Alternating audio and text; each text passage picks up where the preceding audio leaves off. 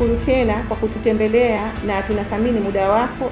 Mmenipokea vizuri kwa maua kama mlivyompokea waziri wangu, na nawashukuru sana. Maagizo yake na maelekezo yake tuendelee kuyazingatia na nayasisitiza. Na mimi leo mmenipokea kwa maua, kwa bashasha, na mlivyopendeza. Mnaonekana mmependeza kichwani kwa kuwa na weledi mkubwa, maarifa makubwa, na mmependeza pia kwa mavazi. Nimeshafika hapa, nimewasoma, nimewasikiliza, nimekuja, nilikuwa mdau nje, nikija hapa mnanipokea Daratifa. Nashukuruni sana.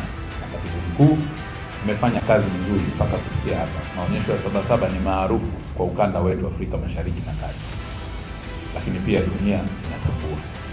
Naombeni ushirikiano wenu mkubwa. Mpe ushirikiano wa kutosha Mheshimiwa Waziri, na mimi nipe ushirikiano wa kutosha ili kazi yetu popote kule ikawe rahisi zaidi. Tuko tayari kufanya kazi pamoja ili tuzidi kukuza sekta ya tasnia ya biashara nchini. Asante sana Mheshimiwa Naibu Waziri.